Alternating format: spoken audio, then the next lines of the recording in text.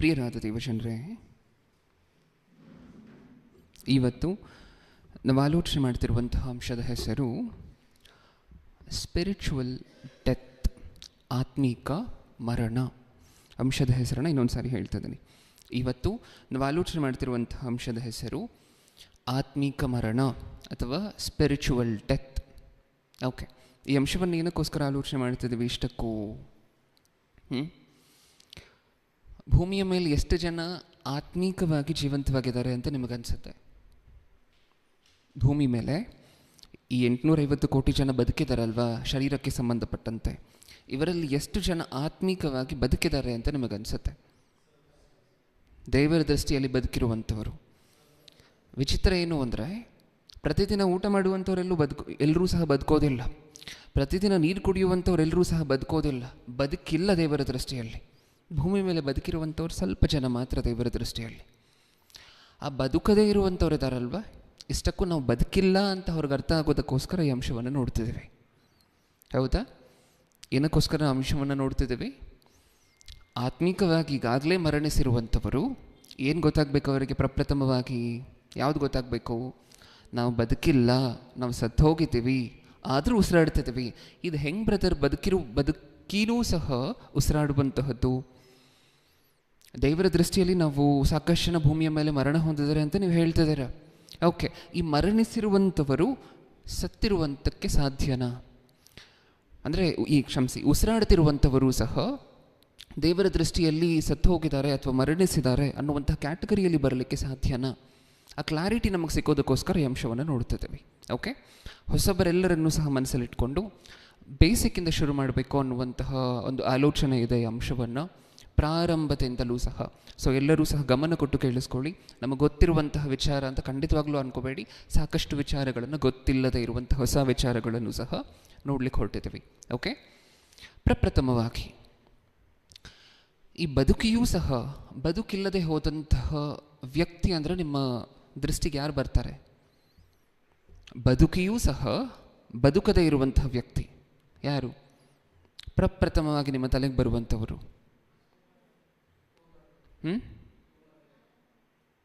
ಸಾರಿಗೆ ಉಬಾನ್ಯನ? Okay, first time ನಾನು ಹೇಳ್ತಿರುವಂತಹದ್ದು ಇಡೀ ಭೂಮಿಯ ಮೇಲೆ ಪ್ರಪ್ರಥಮ ಬಾರಿಗೆ ಬದುಕಿಯೂ ಸಹ ಬದುಕದೇ ಇರುವಂಥ ಕ್ಯಾಟಗರಿಗೆ ಬರುವಂತಹ ವ್ಯಕ್ತಿ ಯಾರು? ಆದಾಮನು. ಹೌದಲ್ವಾ? ದೇವರೊಂದು ಮಾತು ಹೇಳ್ತಾರೆ ಆದಾಮನಿಗೆ.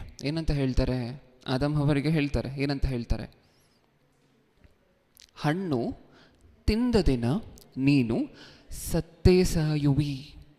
ಇಂಗ್ಲೀಷಲ್ಲಿ ತುಂಬ ಚೆನ್ನಾಗಿ ಬರ್ಸಿದ್ದಾರೆ, you will surely die. Surely ಅನ್ನುವಂತಹ ಪದ ಬಳಕೆ ಆಗಿದೆ ಅಲ್ಲಿ. ಶ್ಯೋರ್ಲಿ ಅಂದರೆ ಏನು? ಖಚಿತವಾಗಿ, 100%. ತಿಂದ ದಿನ ನೀನು ಸಾಹಿತ್ಯ. ಅದಾದಮೇಲೆ ಆದಾಮನು ಎಷ್ಟು ವರ್ಷ ಬದುಕ್ತಾರೆ ಗೊತ್ತಾ? ಎಷ್ಟು ವರ್ಷ ಬದುಕ್ತಾರೆ? 930 ವರ್ಷ. ಯಾಕೆಂದರೆ ಅದಕ್ಕಿಂತ ಹಿಂದೆ ವರ್ಷಗಳನ್ನು ಕೌಂಟ್ ಮಾಡುವಂಥ ಅನಿವಾರ್ಯತೆ ಇರೋದಿಲ್ಲ. ನಾವು 930 ಅಂತ ಏನು ಎಣಿಸ್ಕೊಳ್ತಿದ್ದೀವಿ, ಅದು ಮೋಸ್ಟ್ ಪ್ರಾಬಬ್ಲಿ ತಪ್ಪು ಮಾಡಿದ ನಂತರ ಆಯುಷ್ಕಾಲವನ್ನು ಎಣಿಸುವಂತಹದ್ದೇ ಆಗಿರಬೇಕು. ಯಾಕೆಂದರೆ ಲಿಮಿಟ್ಲೆಸ್. ಅದಕ್ಕಿಂತ ಹಿಂದೆ ಅವರು ವಾಸ ಮಾಡ್ತಿದ್ದಂತಹ ಆಯುಷ್ಕಾಲ, ಅದನ್ನು ಲೆಕ್ಕ ಮಾಡುವಂಥ ಆಯುಷ್ಕಾಲ ಅಲ್ಲ ಅದು. ಓಕೆ, ಅದಾದಮೇಲೆ ಎಷ್ಟು ವರ್ಷ ಬದುಕ್ತಾರೆ ಅಂತ ಹೇಳಿ ಇವಾಗ ತಾನೇ ಮಾತಾಡ್ಕೊಂಡ್ವಿ? 930 ವರ್ಷ. ಹಾಗಾದರೆ ದೇವ್ರು ಕೊಟ್ಟಂತಹ ಮಾತು ಏನಾಯಿತು? ತಿಂದ ದಿನ ನೀನು ಸಾಯುವಿ. ಹಂಗೆ ಅಲ್ವಾ ದೇವ್ರು ಹೇಳಿತ್ತು? ಹಾಗೆ ಅಲ್ವಾ ದೇವ್ರು ಹೇಳಿತ್ತು? ಈಗ ಹೇಳಿ, ಅವತ್ತು ಸತ್ತೋದ್ರ ಆದಾಮನು, ಅದಾದಮೇಲೆ 930 ವರ್ಷ ಬದುಕಿದಾರಲ್ವ? ಇದಕ್ಕೆ ಅರ್ಥ ಏನಿಷ್ಟಕ್ಕೂ? ಶಾರೀರಿಕವಾಗಿ ಬದುಕಿದ್ರು, ಆತ್ಮಿಕವಾಗಿ ಸತ್ರು. ಹೌದಾ?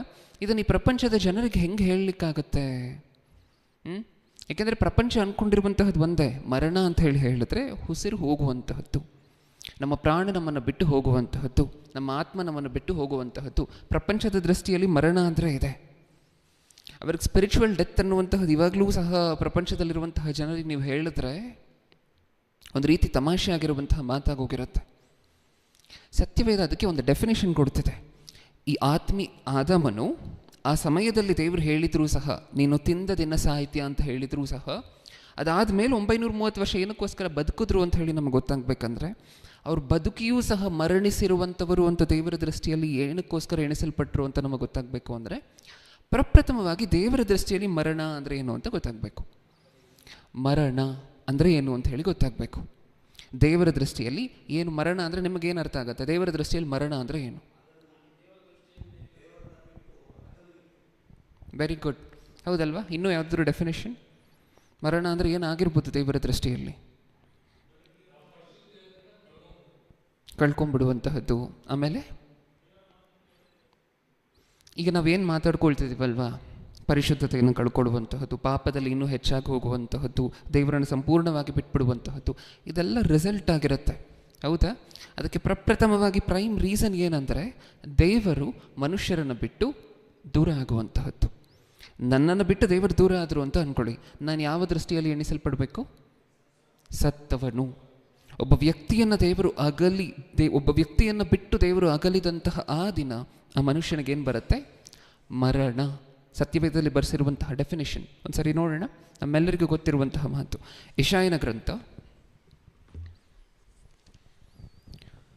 59ನೇ ಅಧ್ಯಾಯ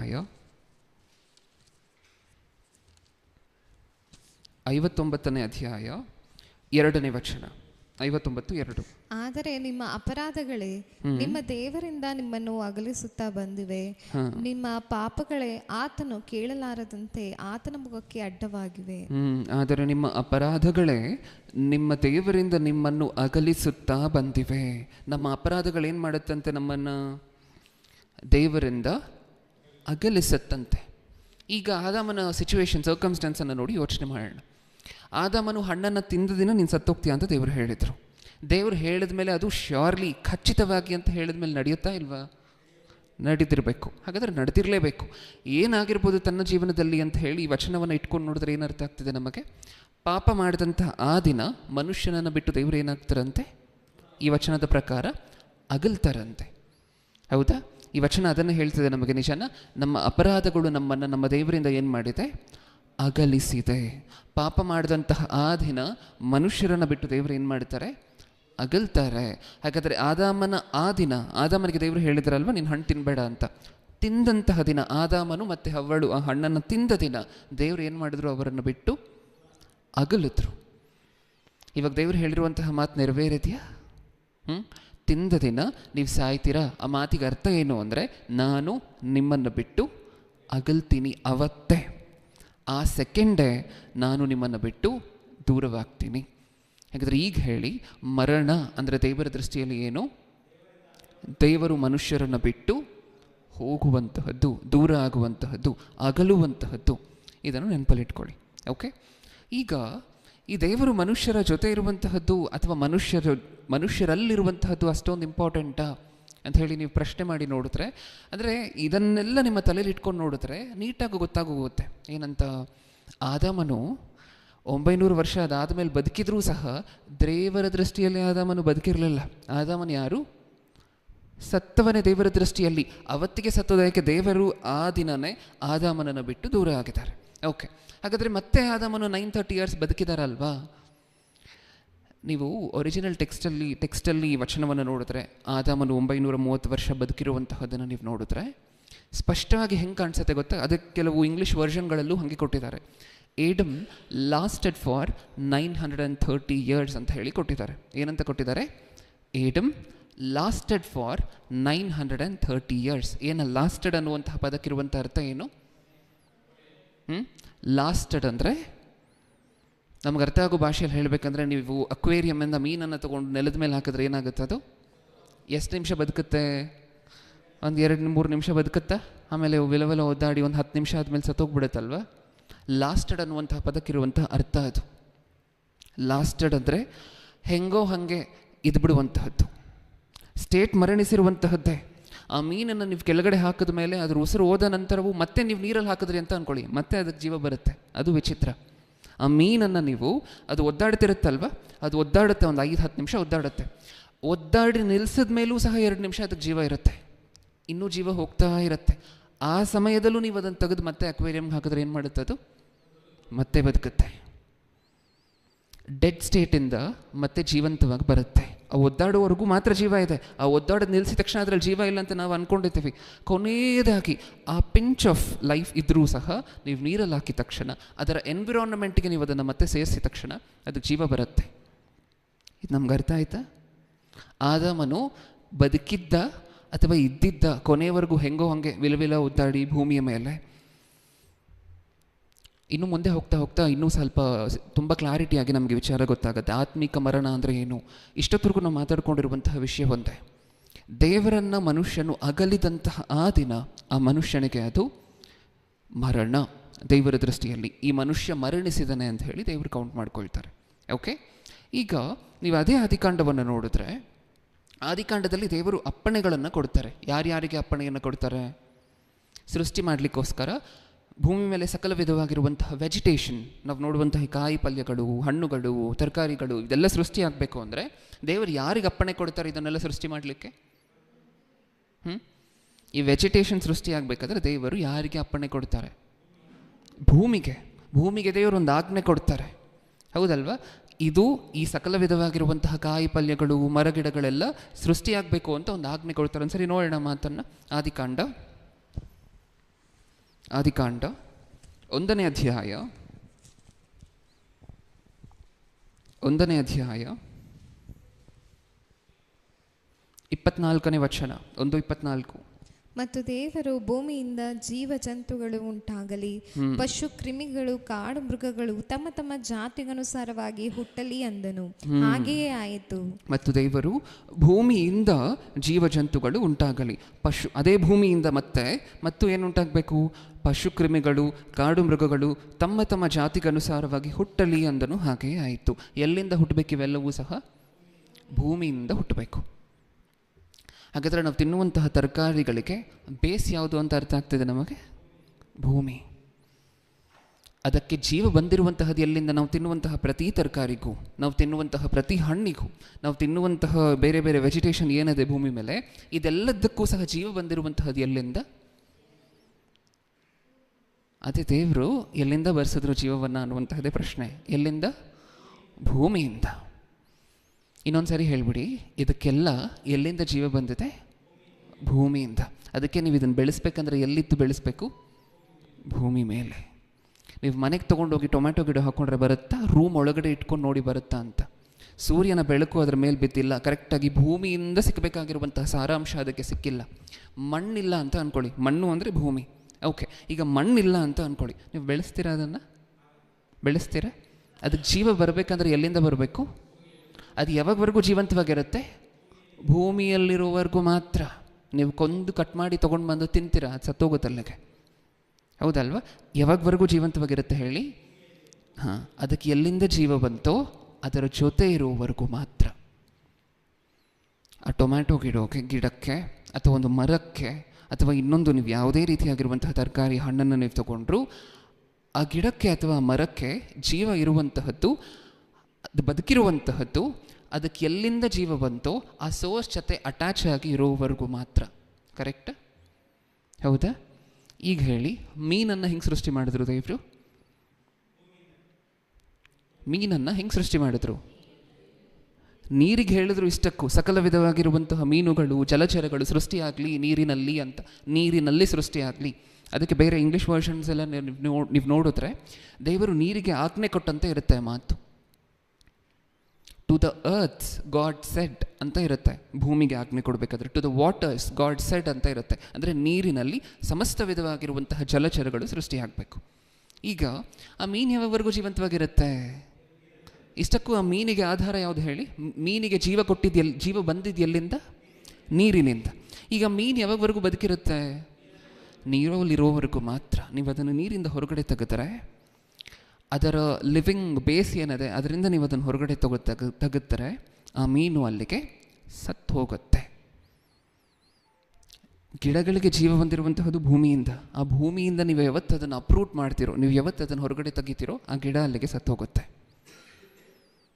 ಮೀನಿಗೆ ಜೀವ ಬಂದಿರುವಂತಹದ್ದು ನೀರಿನಿಂದ. ಆ ನೀರಿನಿಂದ ಮೀನನ್ನು ಹೊರಗಡೆ ತೆಗೆದ್ರೆ ಅದು ಸತ್ತೋಗುತ್ತೆ.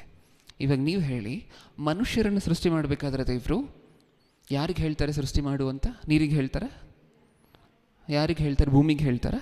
ಯಾರಿಗೆ ಹೇಳ್ತಾರೆ? ಏನಂತ ಮಾತಾಡ್ಕೊಳ್ತಾರೆ ಇಷ್ಟಕ್ಕೂ ದೇವರು? ಅವಾಗ ಏನಂತ ಮಾತಾಡ್ತಾರೆ? ಮನುಷ್ಯರನ್ನು ಸೃಷ್ಟಿ ಮಾಡಬೇಕಾಗಿರುವಂಥ ಸಂದರ್ಭ ಬಂದಾಗ ನಮ್ಮ ಸ್ವರೂಪದಲ್ಲಿ, ನಮ್ಮ ಸ್ವರೂಪದಲ್ಲಿ. ಹಾಗಾದರೆ ನಮ್ಮ ಲಿವಿಂಗ್ ಬೇಸ್ ಎಲ್ಲದೆ? ದೇವರಲ್ಲಿ. ಈಗ ನಾವು ಯಾವಾಗವರೆಗೂ ಬದುಕಿರ್ತೀವಿ ಅಂತ ನೀವು ಹೇಳಿ? ದೇವರ ಜೊತೆ ಅಟ್ಯಾಚ್ ಆಗಿದ್ದಾಗ ಮಾತ್ರ, ದೇವರ ಜೊತೆ ಕ್ಲೋಸ್ ಆಗಿರುವಂಥ ಸಂಬಂಧವನ್ನು ಹೊಂದಿದ್ದಾಗ ಮಾತ್ರ ನಾವು ಜೀವಂತವಾಗಿರ್ತೀವಿ. ಆ ಮೀನು ಹೇಗೆ ನೀರಿನಿಂದ ತೆಗೆಯಲ್ಪಟ್ಟಾಗ ಸತ್ತೋಗುತ್ತೋ, ದೇವರನ್ನು ಬಿಟ್ಟು ಮನುಷ್ಯರು ಅಗಲ್ದಾಗ ಮನುಷ್ಯರು ಲಾಸ್ಟ್ ಮಾಡ್ಬೋದು. ಲಾಸ್ಟ್ ಅಂದರೆ ನಮ್ಮ ಆಯುಷ್ಕಾಲದವರೆಗೂ ನಾವು ಹೆಂಗೂ ಬದುಕೊಬೋದು. ಆದರೆ ನಾವು ಅಲ್ಲಿಗೆ ಸತ್ತು ಹೋದ ಹಾಗೆ. ಯಾಕೆಂದರೆ ನಮ್ಮ ಲಿವಿಂಗ್ ಸೋರ್ಸ್ ಇದೆಯಲ್ವಾ, ನಮ್ಮ ಪ್ರಾಣಕ್ಕೆ ಆಧಾರ ಇದೆಯಲ್ಲ, ನಮ್ಮ ಆತ್ಮಕ್ಕೆ ಆಧಾರ ಇದೆಯಲ್ವಾ, ಅದು ಇನ್ನು ಮುಂದೆ ನಮ್ಮ ಜೊತೆ ಅಟ್ಯಾಚ್ ಆಗಿ ಇಲ್ಲ. ನಮಗೆ ಅರ್ಥ ಆಯಿತಾ ದೇವರ ದೃಷ್ಟಿಯಲ್ಲಿ ಮರಣ ಅಂದರೆ ಏನು ಅಂತ? ನಮ್ಮ ಲಿವಿಂಗ್ ಸೋರ್ಸಿಂದ ಯಾವಾಗ ಹೊರಗಡೆ ಬರ್ತೀವೋ ಅವತ್ತೇ ನಾವು ಸತ್ತ ಹಾಗೆ. ಇದು ನಿಜನಾ? ನಿಜ ಅಂತ ನಿಮಗೆ ಅನ್ಸುತ್ತಾ? ಒಂದು ಮೀನಿಗೆ ಇದು ಸತ್ಯ ಆದರೆ, ಒಂದು ಗಿಡಕ್ಕೆ ಇದು ಸತ್ಯ ಆದರೆ, ನಮಗೂ ದೇವರನ್ನು ಬಿಟ್ಟು ಅಗಲಿದಂತಹ ಆ ದಿನ ದೇವರ ದೃಷ್ಟಿಯಲ್ಲಿ ನಾವೆಲ್ಲರೂ ಸತ್ತಂತವರೇ. ಆದಾಮನು ಬದುಕಿದ್ರು 930 years. ಅದಕ್ಕೆ ಅರ್ಥ ಏನು ಅಂತ ಈ ಮುಂಚೆ ನಾನು ಹೇಳಿದ್ದೀನಿ. ಏಡಮ್ ಲಾಸ್ಟೆಡ್ ಫಾರ್, ಅದಕ್ಕೆ ಅದು ಆ ವರ್ಷನಲ್ಲಿ ತುಂಬ ಸೂಪರಾಗಿ ಕೊಟ್ಟಿದ್ದಾರೆ. ಏಡಮ್ ಲಾಸ್ಟೆಡ್ ಫಾರ್ 930 years. ನೀರಿಂದ ತೆಗಿಯಲ್ಪಟ್ಟಾಗೆ ಆ ಮೀನಿಗೆ ವಿಲವಲ ಒದ್ದಾಟ ಶುರು ಆಯಿತು. ಅದನ್ನು ನೀವು ನೆಲದ ಮೇಲೆ ಹಾಕಿದ ತಕ್ಷಣ 10 ನಿಮಿಷ ಜೀವಂತವಾಗಿರುತ್ತೆ. ಆಮೇಲೆ ಅದು ನೀರಿಂದ ತೆಗಿಯಲ್ಪಟ್ಟಂತಹ ಆ ದಿನ ಅದಕ್ಕೊಂದು ಖಚಿತ ಆಯಿತು, ನಾನು ಸತ್ತೋಗ್ತೀನಿ. ನಿಮಗೂ ಗೊತ್ತಾಗೋಯ್ತು, ಆ ಮೀನು ಇನ್ನು ಸ್ವಲ್ಪ ಹೊತ್ತಲ್ಲಿ ಸತ್ತೋಗುತ್ತೆ. ನೀವು ತೆಗೆದಂಥ ದಿನ ಡಿಸೈಡ್ ಮಾಡ್ತೀರಾ, ಇದು ಸತ್ತೋಯ್ತಿನ್ನ ಅಂತ ಹೇಳಿ. ಓಕೆ, ಇನ್ನು ಮುಂದೆ ಹೋಗ್ತಾ ಹೋಗ್ತಾ ಇದೆ ಅಂಶದಲ್ಲಿ ಇನ್ನೂ ಏನೇನಿದೆ ನಮಗೆ ಇಷ್ಟಕ್ಕೂ. ಮನುಷ್ಯರು ಭೂಮಿಯ ಮೇಲೆ ಇರುವಂತಹ ಎಲ್ಲ ಮನುಷ್ಯರು ಸಹ ದೇವರ ದೃಷ್ಟಿಯಲ್ಲಿ ಯಾವಾಗವರೆಗೂ ಜೀವಂತವಾಗಿರ್ತೀವಿ, ಯಾವಾಗವರೆಗೂ ಮರಣ ಅಂದರೆ ಯಾವಾಗ ಮರಣ ಹೊಂದುತ್ತೀವಿ ಅಂತ ಹೇಳಿ ನೋಡಿದ್ದೀವಲ್ವ ಈಗಿನವರೆಗೂ. ಇಷ್ಟಕ್ಕೂ ಮನುಷ್ಯರಲ್ಲಿ ಪಾಪ ಅನ್ನುವಂತಹದ್ದು ಅಂಟ್ಕೊಂಡಿದ್ದ ತಕ್ಷಣ ದೇವರು ಹೇಳಿರ್ತಾರೆ ಒಂದು ವಿಚಾರವನ್ನು. ಅದನ್ನು ಮನುಷ್ಯರು ಮಾಡದೇ ಇದ್ದಾಗೋ ಅಥವಾ ಇದನ್ನು ಮಾಡಬೇಡ ಅಂತ ಹೇಳಿರ್ತಾರೆ, ಅದನ್ನು ಮಾಡಿದಾಗಲೋ ದೇವರು ಮನುಷ್ಯರನ್ನು ಬಿಟ್ಟು ದೂರ ಆಗ್ತಾರೆ. ಅದೇ ಪಾಪ. ದೇವರು ಹೇಳಿರುವಂತಹದನ್ನು ಮಾಡದೇ ಇದ್ದರೆ, ಅಥವಾ ಅವ್ರು ಮಾಡು ಅಂತ ಹೇಳಿರುವಂತಹದನ್ನು ಮಾಡದೇ ಇದ್ದರೆ, ಅಥವಾ ಅವ್ರು ಮಾಡಬೇಡ ಅಂತ ಹೇಳಿರುವಂತಹದನ್ನು ಮಾಡಿದ್ರೆ ಅದು ಪಾಪ. ಓಕೆ, ಈಗ ಆ ಪಾಪ ಮಾಡಿದ್ರೆ ದೇವರು ಯಾಕೆ ಮನುಷ್ಯರ ಜೊತೆ ಇರಲಿಕ್ಕಾಗೋದಿಲ್ಲ? ಆ ಪಾಪ ಮಾಡಿದಾಗ ದೇವರು ಮನುಷ್ಯರ ಜೊತೆ ಯಾಕೆ ಇರೋದಿಲ್ಲ? ಇಷ್ಟ ಇಲ್ಲದೆ ಅಲ್ಲ. ದೇವರು ಮನುಷ್ಯರು ಪಾಪ ಮಾಡಿದಾಗ, ಪಾಪ ಮಾಡಿದ ನಂತರವೂ ಸಹ ನಾನು ಅವ್ರ ಜೊತೆ ಇರಬೇಕು ಅನ್ನುವಂಥ ಹಂಬಲ ಇಲ್ಲದೆ ಅಲ್ಲ, ಅದು ಆಗದೇ ಇರುವಂತಹ ಕೆಲಸ. ಹೌದಲ್ವ? ಇದನ್ನು ನಾವು ಕಳೆದ ಸರಿನೂ ಮಾತಾಡ್ಕೊಂಡಿದ್ವಿ. ಪಾಪ ಮಾಡಿದ್ರೆ ಏನಾಗುತ್ತೆ ಅನ್ನುವಂಥ ಒಂದು ಅಂಶವನ್ನು ಗೂಗಲ್ ಮೀಟಲ್ಲಿ ಮಾತಾಡಿದಾಗ ಇದನ್ನೆಲ್ಲ ಮಾತಾಡ್ಕೊಂಡಿದ್ವಿ. ದೇವರು ಮನುಷ್ಯರ ಜೊತೆ ಇರಲಿಕ್ಕಾಗದೇ ಇರುವಂಥ ಸಿಚುವೇಶನ್ ಅದು ಯಾವುದು? ಮನುಷ್ಯರು ಪಾಪ ಮಾಡಿದಾಗ ದೇವರು ಮನುಷ್ಯರ ಜೊತೆ ಇರಲಿಕ್ಕೆ ಆಗದೇ ಇರುವಂತಹ ಕೆಲಸ, ಅದು ನಡೆಯದೇ ಇರುವಂತಹ ಕೆಲಸ. ನೀವು ಒಂದೇ ಜಾಗದಲ್ಲಿ ನೀರು ಇರಬೇಕು ಬ್ರದರ್, ಅಲ್ಲಿ ಬೆಂಕಿನೂ ಇರಬೇಕು ಬ್ರದರ್ ಅಂದರೆ ಅದು ಆಗದೇ ಇರುವಂಥ ಕೆಲಸ. ಹೌದಲ್ವ? ಆಗೋದಿಲ್ಲ. ನೀವು ನೀರು ಹಾಕಿದ ತಕ್ಷಣ ಬೆಂಕಿ ಆರೋಗುತ್ತೆ. ಅದು ನಡೆಯದೇ ಇರುವಂತಹ ಕೆಲಸ. ಬ್ರದರ್, ಇದೇ ರೂಮಲ್ಲಿ ಒಂದೇ ಪ್ರಪೋರ್ಷನಲ್ಲಿ ಕತ್ತಲೂ ಇರಬೇಕು ಬೆಳಕು ಇರಬೇಕು ಅಂದರೆ ಅದಾಗುವಂಥ ಕೆಲಸನ? ಇಲ್ಲ ಅಲ್ವಾ? ಒಂದೇ ಪ್ರಪೋರ್ಷನಲ್ಲಿ ಅಂದರೆ ಒಂದೇ ಮಿಶ್ರಮವಾಗಿ ಕತ್ತಲೂ ಇರಬೇಕು ಬೆಳಕು ಇರಬೇಕು, ಆಗತ್ತೆ? ಇಲ್ಲ.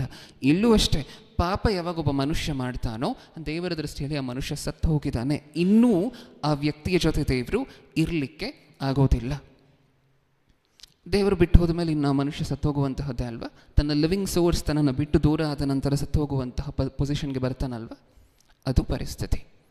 ಓಕೆ, ಈಗ ನೀವು ಭೂಮಿ ಮೇಲಿರುವಂತಹ ಮನುಷ್ಯರನ್ನು ನೋಡಿದ್ರೆ ಸಾಕಷ್ಟು ಜನ ನಿದ್ರಿಸಿರುವಂಥವರೇ, ಅಂದರೆ ಮರಣಿಸಿರುವಂಥವರೇ. ದೇವರ ದೃಷ್ಟಿಯಲ್ಲಿ ಮರಣ ಅಂದರೆ ಏನು ಅಂತ ನಮಗೀಗ ಅರ್ಥ ಆಗಿದೆಯಲ್ವ? ಯಾಕೆಂದರೆ ಒಬ್ಬ ಮನುಷ್ಯನನ್ನು ನೀವು ಒಬ್ಬ ಮನುಷ್ಯನನ್ನಾಗಿ ನೋಡಿದಾಗ ಏನೇನಿರುತ್ತೆ ಮನುಷ್ಯನಲ್ಲಿ? ಇಷ್ಟಕ್ಕೂ ಏನೇನಿರುತ್ತೆ? ಯಾವ್ಯಾವ ಪದಾರ್ಥ ಇರುತ್ತೆ ಆ ಮನುಷ್ಯನಲ್ಲಿ? ಶರೀರ, ಆತ್ಮ, ಪ್ರಾಣ, ಈ ಮೂರೂ ಇರುತ್ತಲ್ವ? ನೀವು ಆದಿಕಾಂಡದಲ್ಲಿ ದೇವರು ಸೃಷ್ಟಿ ಮಾಡಬೇಕಾದ್ರೂ ಹೀಗೆ ಇರುತ್ತೆ. ದೇವರ ದೃಷ್ಟಿಯಲ್ಲಿ ಯಾವತ್ತು ನಮ್ಮ ಆತ್ಮ ದೇವರಿಗೆ ಅಟ್ಯಾಚ್ ಆಗಿರುವಂತಹದ್ರಿಂದ ದೂರ ಆಗುತ್ತೋ ಅವತ್ತು ನಾವು ಸತ್ತ ಹಾಗೆ. ಅದನ್ನೇ ನಾವು ಮಾತಾಡ್ತಾ ಬರ್ತಿರುವಂತಹದ್ದು. ನಾವು ಶಾರೀರಿಕವಾಗಿ ನಮ್ಮಲ್ಲಿ ಎರಡನೇ ಭಾಗ ಇದೆ, ಶರೀರ ಇದೆ, ಪ್ರಾಣ ಇದೆ. ಇವೆರಡೂ ಇದ್ದರೂ ಸಹ ದೇವರ ದೃಷ್ಟಿಯಲ್ಲಿ ಆ ಫಸ್ಟ್ ಒನ್ ಯಾವತ್ತು ದೇವರಿಂದ ದೂರ ಆಗುತ್ತೋ ಅಲ್ಲಿಗೆ ನಾವು ಸತ್ತ ಹಾಗೆ. ನೀವು ಆದಿಕಾಂಡದಲ್ಲಿ ನೋಡಬೇಕಾದ್ರೆ ದೇವರು ಆದಾಮನನ್ನು ಸೃಷ್ಟಿ ಮಾಡಿರುವಂತಹ ಕ್ರಮ, ರೂಪಿಸ್ತಾರಂತೆ ಮಣ್ಣಿನಲ್ಲಿ ಶರೀರವನ್ನು. ಮಣ್ಣಿನಲ್ಲಿ ರೂಪಿಸುವಂಥ ಶರೀರನೇ ಅಲ್ವಾ? ಓಕೆ, ಈಗ ರೂಪಿಸಿದ ನಂತರ ಅದಕ್ಕೆ ಜೀವಶ್ವಾಸವನ್ನು ಊದುತ್ತಾರಂತೆ. ಆ ಊದಿರುವಂತಹ ಜೀವಶ್ವಾಸ ಏನು? ಆತ್ಮ. ಅದಾದಮೇಲೆ ಕೊನೆಯಲ್ಲಿ ಬರ್ಸಿದ್ದಾರೆ ಅದೇ ವಚನದಲ್ಲಿ, ಆಗ ಮನುಷ್ಯನು ಬದುಕುವ ಪ್ರಾಣಿಯಾದನು. ಅಂದರೆ ಪ್ರಾಣ ಯಾವಾಗ ಬಂತು? ಆ ಶರೀರಕ್ಕೆ ಆತ್ಮ ಯಾವಾಗ ಜೋಡಣೆ ಆಯಿತೋ ಅವತ್ತು ಆ ಮನುಷ್ಯನಿಗೇನು ಬಂತು? ಪ್ರಾಣ. ಇನ್ನು ಮುಂದೆ ಯಾರಾದರೂ ಕೇಳಿದ್ರೆ ನಾವು ಯಾರು ಅಂತ ಹೇಳಿದ್ರೆ ಏನು ಹೇಳಬೇಕು? ಆ ಕ್ಲಾರಿಟಿ ನಮಗಿರಬೇಕು ನೀಟಾಗಿ. ನಾವು ಆತ್ಮ ಆಗಿ ಏನು ಹೊಂದ್ಕೊಂಡಿದ್ದೀವಿ? ಪ್ರಾಣವನ್ನು ಹೊಂದ್ಕೊಂಡು ಶರೀರದಲ್ಲಿ ಇದ್ದೀವಿ. ಏನು ಮಾಡ್ತಿದ್ದೀವಿ ನಾವು? ಆತ್ಮವಾಗಿರುವಂತಹ ನಾವು ಪ್ರಾಣವನ್ನು ಹೊಂದಿ ಶರೀರದಲ್ಲಿದ್ದೀವಿ. ಇದು ಹೇಳ್ಕೊಬೇಕಾಗಿರುವಂತಹ ಕ್ರಮ. ಓಕೆ, ಇಷ್ಟಕ್ಕೂ ಒಂದು ಕ್ವೆಶ್ಚನ್, ಹೇಗೂ ಇಲ್ಲಿ ತನಕ ಬಂದಿರೋದ್ರಿಂದ ಇಷ್ಟೊಂದು ಡೀಟೇಲ್ ಆಗಿ ಒಂದು ಕ್ವೆಶ್ಚನನ್ನು ನಿಮ್ಮ ಮುಂದೆ ಬಿಟ್ಟು ನೋಡೋಣ, ನೆಕ್ಸ್ಟ್ ವೀಕಲ್ಲಿ ಎಷ್ಟು ಜನ ಇದಕ್ಕೆ ರೆಸ್ಪಾನ್ಸ್ ತೊಗೊಂಡು ಬರ್ತೀರಾ ಅಂತ. ಕ್ವೆಶ್ಚನ್ ಕೇಳಲಿಕ್ಕೆ ರೆಡಿ ಇದ್ದೀರಾ? ಯೋಚನೆ ಮಾಡಿ. ಓಕೆ, ಈಗ ಯೋಚನೆ ಮಾಡಬಾರ್ದು, ಪ್ರಸಂಗ ಕೇಳೋ ಮಧ್ಯದಲ್ಲಿ ಮನೆಗೆ ಹೋಗಿ ಯೋಚನೆ ಮಾಡಿ. ಪ್ರಶ್ನೆ ಬೇಕಾದರೆ ಬರೆದಿಟ್ಕೊಳ್ಳಿ. ಓಕೆ, ಇಷ್ಟಕ್ಕೂ ಆದಾಮನನ್ನು ಎಷ್ಟು ಸರಿ ಸೃಷ್ಟಿ ಮಾಡ್ತಾರೆ ದೇವರು? ಆದಾಮನನ್ನು ಆದಿಕಾಂಡದಲ್ಲಿ ಎಷ್ಟು ಸರಿ ಸೃಷ್ಟಿ ಮಾಡ್ತಾರೆ ದೇವರು? ಒಂದೇ ಸರಿ ಸೃಷ್ಟಿ ಮಾಡುವಂತಹದ್ದಲ್ವ? ಎರಡೆರಡು ಸರಿ ಸೃಷ್ಟಿ ಮಾಡಿದಾಗ ನೋಡ್ಕೊಳ್ತೀರಾ ನೀವು ಸತ್ಯವೇದದಲ್ಲಿ?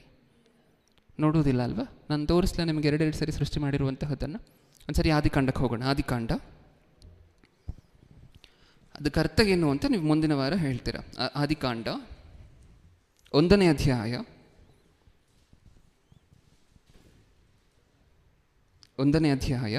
27ನೇ ವಚನ. ಹೀಗೆ ದೇವರು ಮನುಷ್ಯನನ್ನು ತನ್ನ ಸ್ವರೂಪದಲ್ಲಿ ಉಂಟು ಮಾಡಿದನು, ದೇವ ಸ್ವರೂಪದಲ್ಲಿ ಅವನನ್ನು ಉಂಟು ಮಾಡಿದನು. ಏನರ್ಥ ಆಯಿತು ಈ ಮಾತಿನಿಂದ ನಮಗೆ? ದೇವರು ಆದಾಮನನ್ನು ಉಂಟು ಮಾಡಿದ್ರು. ಅದನ್ನೆಲ್ವ ನೀವು ಓದಿದ್ದೀವಿ ವಚನದಲ್ಲಿ. ಹೀಗೆ ದೇವರು ಮನುಷ್ಯನನ್ನು ತನ್ನ ಸ್ವರೂಪದಲ್ಲಿ ಉಂಟು ಮಾಡಿದನು, ದೇವ ಸ್ವರೂಪದಲ್ಲಿ ಅವನನ್ನು ಉಂಟು ಮಾಡಿದನು, ಅವರನ್ನು ಗಂಡು ಹೆಣ್ಣಾಗಿ ನಿರ್ಮಿಸಿದನು. ಓಕೆ, ಉಂಟು ಮಾಡಿದ್ರೆ ಯಾವ ಅಧ್ಯಾಯ ಯಾವ ವಚನದಲ್ಲಿದ್ದೇವೆ? ಆದಿಕಾಂಡ 1ನೇ ಅಧ್ಯಾಯ 27ನೇ ವಚನ. ಈಗ ಹಾಗೆ ಆದಿಕಾಂಡ 2ನೇ ಅಧ್ಯಾಯಕ್ಕೆ ಬರೋಣ. ಆದಿಕಾಂಡ 2ನೇ ಅಧ್ಯಾಯ 7ನೇ ವಚನ. ಹೀಗಿರಲು ಯೆಹೋವ ದೇವರು ನೆಲದ ಮಣ್ಣಿನಿಂದ ಮನುಷ್ಯನನ್ನು ರೂಪಿಸಿ ಅವನ ಮೂಗಿನಲ್ಲಿ ಜೀವ ಶ್ವಾಸವನ್ನು ಊದಿದನು, ಆಗ ಮನುಷ್ಯನು ಬದುಕುವ ಪ್ರಾಣಿಯಾದನು. ಹೀಗಿರಲು ಯೆಹೋವ ದೇವರು ನೆಲದ ಮಣ್ಣಿನಿಂದ ಮನುಷ್ಯನನ್ನು ರೂಪಿಸಿ ಅವನ ಮೂಗಿನಲ್ಲಿ ಜೀವಶ್ವಾಸವನ್ನು ಊದಿದನು, ಆಗ ಮನುಷ್ಯನು ಬದುಕುವ ಪ್ರಾಣಿಯಾದನು. ಇಲ್ಲೂ ಏನು ಮಾಡ್ತಿದ್ದಾರೆ ದೇವರು? ಹೇಳಿ, ಇಲ್ಲೂ ಏನು ಮಾಡ್ತಿದ್ದಾರೆ ದೇವರು? ಆದಾಮನನ್ನ ಅವ್ರ ಮಗನೇನಾದರೂ ಸೃಷ್ಟಿ ಮಾಡ್ತಿದ್ದಾರಾ? ಆದಾಮನನ್ನೇ. 1ನೇ ಅಧ್ಯಾಯದಲ್ಲಿ ಯಾರನ್ನು ಸೃಷ್ಟಿ ಮಾಡಿತ್ತು? ಆದಾಮನನ್ನೇ. ಅದೇ ಎರಡು ಸರಿ ಏನಕ್ಕೋಸ್ಕರ ಸೃಷ್ಟಿ ಮಾಡುತ್ತಿದ್ದಾರೆ ಅನ್ನುವಂಥದ್ದೇ ಪ್ರಶ್ನೆ. ಓಕೆ, ಯೋಚನೆ ಮಾಡ್ತೀರಾ ಇದನ್ನು? ನೀವು ಓದಿರುವಂತಹ ವಚನ ಇದು. ಆದಿಕಾಂಡ ಸುಮಾರು ಸರಿ ಓದಿರುವಂಥವ್ರಲ್ವ ನಾವೆಲ್ಲರೂ ಸಹ. ಓಕೆ, ಯೋಚನೆ ಮಾಡಿ. 2 ವಚನಗಳಿದೆ ನಿಮ್ಮ ಮುಂದೆ. 1ನೇ ಅಧ್ಯಾಯದಲ್ಲಿ ಆದಾಮನ ಸೃಷ್ಟಿ, 2ನೇ ಅಧ್ಯಾಯದಲ್ಲಿ ಆದಾಮನ ಸೃಷ್ಟಿ. ಎರಡೆರಡು ಸರಿ ಏನಕ್ಕೋಸ್ಕರ ಸೃಷ್ಟಿ ಮಾಡ್ದಂಗೆ ಬರ್ಸಿದ್ದಾರೆ ಬೈಬಲಲ್ಲಿ. 1ನೇ ಅಧ್ಯಾಯದಲ್ಲಿ ಉಂಟು ಮಾಡಿದರು ಅಂತ ಬರ್ಸಿದ್ದಾರೆ, 2ನೇ ಅಧ್ಯಾಯದಲ್ಲಿ ಸೃಷ್ಟಿ ಮಾಡಿದ್ರು ನಿರ್ಮಿಸಿದ್ರು ಅಂತ ಹೇಳಿ ಬರ್ಸಿದ್ದಾರೆ. ಏನಕ್ಕೋಸ್ಕರ ಎರಡೆರಡು ಸರಿ ಬರ್ಸಿದ್ದಾರೆ? ಎರಡೆರಡು ಸರಿ ಉಂಟು ಮಾಡಿದ್ರ? ಅದು ನಿಮ್ಮ ಮುಂದೆ ಇರುವಂತಹ ಪ್ರಶ್ನೆ. ಓಕೆ, ಮುಂದೆ ಹೋಗ್ತಾ ಈ ಸಂದೇಶದಲ್ಲಿ ಇನ್ನೂ ವಾಪಸ್ ಬಂದ್ಬಿಡಿ ಪ್ರಶ್ನೆಯಿಂದ. ಈಗ ಮರಣ ಅಂದರೆ ಏನು ಅಂತ ಹೇಳಿ ಇಷ್ಟೊತ್ತರೆಗೂ ನೋಡ್ಕೊಂಡಿದ್ದೇವೆ. ದೇವರಿಂದ ಮನುಷ್ಯರು ಅಗಲುವಂತಹದ್ದು, ನಮ್ಮನ್ನು ಅಗಲಿಸಿ ನಾವು ಅಗಲಿದ ನಂತರ, ಇಷ್ಟಕ್ಕೂ ನಾವು ದೇವರ ಜೊತೆ ಇದ್ದಾಗ ನಮ್ಮ ಮೆಂಟಾಲಿಟಿ ಎಲ್ಲ ಆ ಸೋಲ್ ಅನ್ನುವಂತಹದ್ದು ಇದೆಯಲ್ವ ಪ್ರಿಯರೇ? ನಮ್ಮ ಇಂಟೆಲೆಕ್ಚುವಲ್, ನಮ್ಮ ಬ್ರೈನ್ ಏನಿದೆ ಅದನ್ನೇ ಸೋಲ್ ಅಂತ ಹೇಳಿ ಕರಿತೇವೆ. ನಮ್ಮ ಆಲೋಚನೆಗಳು ಬರುವಂತಹ ಜಾಗ ಏನಿದೆ ಅದನ್ನು ಸೋಲ್ ಅಂತ ಹೇಳಿ ಕರಿತೇವೆ. ಓಕೆ, ಈಗ ಈ ಸ್ಪಿರಿಟ್, ಸೋಲ್ ಮತ್ತು ಬಾಡಿ, ಈ 3 ಅಂಶಗಳು ನಮಗೇನಿದೆ, ಈ 3 ಅಂಶಗಳಲ್ಲಿ ಆತ್ಮ ಯಾವಾಗ ದೇವರಿಂದ ದೂರ ಆಗುತ್ತೋ ಅದು ಮರಣ ಅಂತ ಹೇಳಿ ಇಷ್ಟವರೆಗೂ ಮಾತಾಡಿದ್ವಿ. ಆ ಮರಣಿಸಿರುವಂತಹ ದಿನ ವಿಚಿತ್ರವಾಗಿ ಏನೇನಾಗುತ್ತೆ ಮನುಷ್ಯನಿಗೆ? ಆತ್ಮಿಕವಾಗಿ ಆ ಮನುಷ್ಯ ಮರಣ ಹೊಂದಿದಂತಹ ದಿನ ಮನುಷ್ಯನಿಗೆ ಏನೇನಾಗತ್ತೆ? 3 ಅಂಶಗಳಿದೆ ನಮ್ಮಲ್ಲಿ ಅಂತ ಹೇಳಿ ನಾವು ಇವಾಗವರೆಗೂ ನೋಡಿದ್ದೇವೆ. ಏನೇನು? ದೇಹ, ಪ್ರಾಣ, ಆತ್ಮ. ದೇವರು ನಮಗೆ 3 ಸಹ ಯಾವ ಆರ್ಡರಲ್ಲಿ ಕೊಟ್ಟಿದ್ದಾರೆ, ಯಾರು ಯಾರಿಗೆ ಸೇವೆ ಮಾಡಬೇಕು ಅಂತ ನೀವು ಹೇಳಿ. ನಮ್ಮಲ್ಲಿ 3 ಅಂಶಗಳಿದೆಯಾ? ಆ 3 ಅಂಶಗಳಲ್ಲಿ ಯಾರು ಯಾರಿಗೆ ಸೇವೆ ಮಾಡಬೇಕು, ಈ 3 ಅಂಶಗಳಲ್ಲಿ ಎಲ್ಲಕ್ಕಿಂತ ಯಜಮಾನನಾಗಿ ಯಾರಿರಬೇಕು ಅಂತ ದೇವರು ನಮಗೆ ಕೊಟ್ಟಿದ್ರು. ನಮ್ಮಲ್ಲಿರುವಂತಹ ದೇಹ ಎಲ್ಲರಿಗಿಂತ ಯಜಮಾನನಾಗಿರ್ಬೇಕಾ? ಆ 3 ಅಂಶಗಳಲ್ಲಿ ಯಾರು ಯಜಮಾನನಾಗಿರಬೇಕು? ಆತ್ಮ ಶರೀರದ ಮೇಲೆ ಯಜಮಾನನಾಗಿರಬೇಕು. ಅದಕ್ಕಿದು ತುಂಬ ಸುಂದರವಾಗಿ ಯಾರು ಚಿತ್ರೀಕರಿಸಿದ್ರು, ಒಂದು ಚಾರ್ಟ್, ಅದನ್ನು ತರಲಿಕ್ಕಾಗಿಲ್ಲ ಇವತ್ತು. ಬಾಡಿ ಸರ್ವೆಂಟ್ ಅಂತ ಹೇಳಿ ಒಂದು ಚಾರ್ಟನ್ನು ಮಾಡಿದರು. ಬಾಡಿ ಅಂದರೆ ನಮ್ಮ ಶರೀರ ಅನ್ನುವಂತಹದ್ದು ಏನು? ಸರ್ವೆಂಟ್, ನಮಗೆ ನಮ್ಮ ಅರ್ಥ ಆಗುವಂತಹ ಭಾಷೆಯಲ್ಲಿ ಹೇಳಬೇಕಂದ್ರೆ ನಮಗೆ ದಾಸನ ರೂಪದಲ್ಲಿರಬೇಕಾಗಿರುವಂತಹದ್ದು ಯಾರು? ಈ 3 ಅಂಶಗಳಲ್ಲಿ ಶರೀರ. ಮಾಸ್ಟರ್ನ ಜಾಗದಲ್ಲಿ ಯಾರಿರಬೇಕು? ಆತ್ಮ.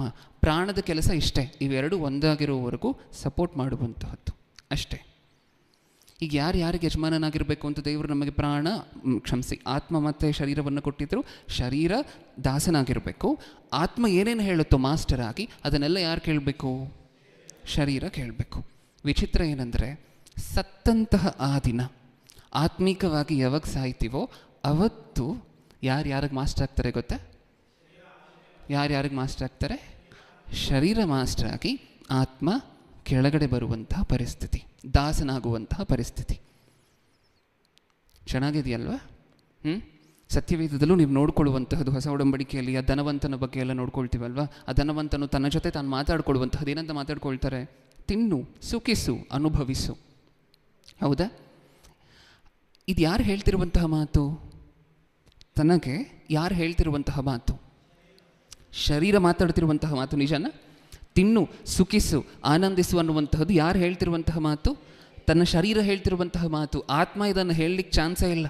ತನ್ನ ಆತ್ಮಕ್ಕಿರುವಂಥ ಆಲೋಚನೆಗಳು ಬೇರೆ. ಅಯ್ಯೋ, ನಾನು ಅನ್ಫಾರ್ಚುನೇಟ್ಲಿ ದೇವರಿಂದ ದೂರ ಆಗಿದ್ದೀನಲ್ವಾ, ಆತ್ಮಕ್ಕೆ ಸಂಬಂಧಪಟ್ಟಿರುವಂಥ ಎಲ್ಲ ವಿಚಾರಗಳಿಂದ ದೂರ ಆಗಿದ್ದೀನಲ್ವಾ, ಸತ್ತೋಗಿದ್ದೀನಲ್ವಾ, ನನ್ನ ಲಿವಿಂಗ್ ಸೋರ್ಸ್ ನನ್ನ ಜೊತೆ ಇಲ್ಲ ಅಲ್ವಾ, ನನಗೆ ಜೀವ ಕೊಟ್ಟಂತಹ ಜೀವನೇ ನನ್ನ ಜೊತೆ ಇಲ್ಲ ಅಲ್ವಾ. ಇದು ಆತ್ಮದ ಕೊರಗು. ಶರೀರ ಮಾತ್ರ ಏನು ಹೇಳ್ಕೊಡ್ತದೆ? ತಿನ್ನು, ಸುಖಿಸು, ಆನಂದಿಸು. ಇವಾಗ ವಿಚಾರ ಏನು ಅಂತ ಹೇಳಿದ್ರೆ, ಶರೀರ ಏನೇನು ಹೇಳುತ್ತೋ ಅದನ್ನೆಲ್ಲ ನಾವು ಆತ್ಮವಾಗಿರುವಂಥವರು ಮಾಡುವಂತಹ ಪರಿಸ್ಥಿತಿ. ಏಕೆಂದರೆ ಶರೀರ ಏನು ಹೇಳ್ಕೊಡುತ್ತೋ ಅದನ್ನು ಮಾಡಬೇಕಂದ್ರೆ ಆತ್ಮದ ಕೋಆಪ್ರೇಷನ್ ಬೇಕು. ಆತ್ಮ ಇಲ್ಲಾಂದರೆ ನೀವು ಒಂದು ವಸ್ತುವನ್ನು ಹಿಂಗೆ ಕ್ಯಾಚ್ ಮಾಡಲಿಕ್ಕೆ ಆಗೋದಿಲ್ಲ. ಆತ್ಮ ಇಲ್ಲಾಂದರೆ ಹೆಂಗಿರುತ್ತೆ ನಮ್ಮ ಶರೀರ? ಶವವಾಗಿ. ಇದನ್ನು ಕದಲಿಸ್ಬೇಕು ಅಂದರೆ ಯಾರಿರಬೇಕು? ಆತ್ಮ ಇರಬೇಕು. ಅದರ ವಿಚಿತ್ರ ಏನಂದರೆ ಸ್ವಾಪ್ ಆಗೋಗಿರುತ್ತೆ ರೋಲ್ಸ್.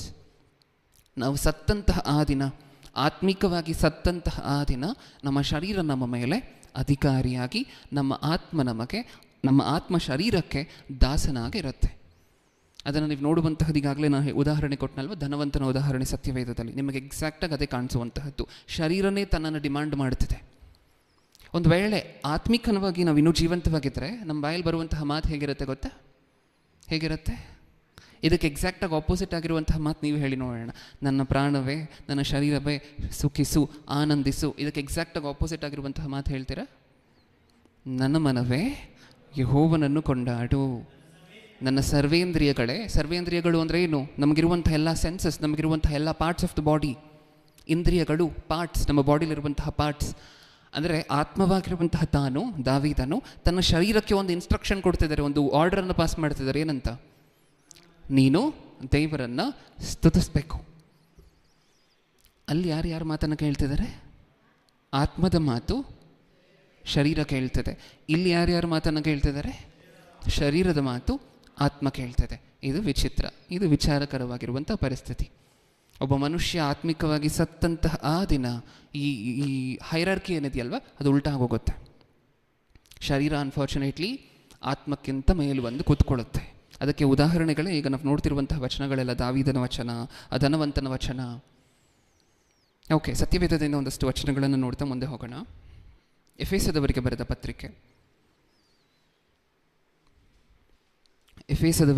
ಪತ್ರಿಕೆ 2ನೇ ಅಧ್ಯಾಯ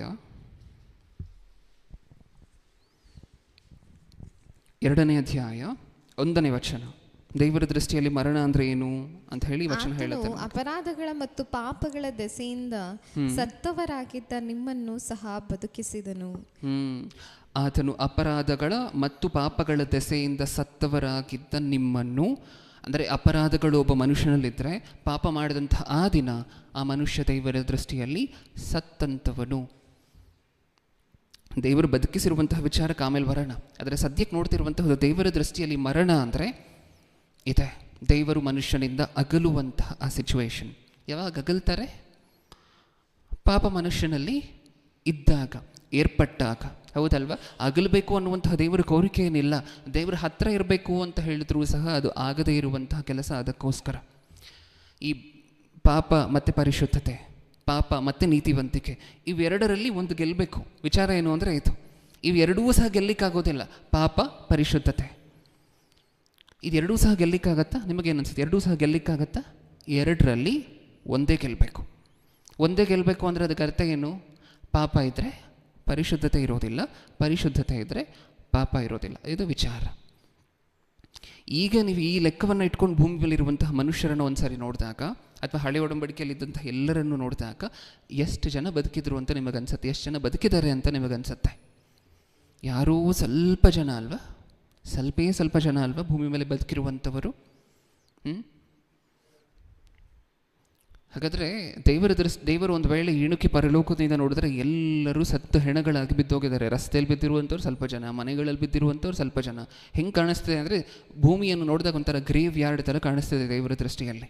ಸಮಾಧಿ ಹೆಂಗೆ ಕಾಣುತ್ತೋ ಹಂಗೆ ಕಾಣಿಸ್ತಿದೆ ದೇವರಿಗೆ ಭೂಮಿಯನ್ನು ನೋಡಿದಾಗ. ಯಾಕೆಂದರೆ ಅಷ್ಟೊಂದು ಜನ ಸತ್ತು ಬಿದ್ದಿದ್ದಾರೆ.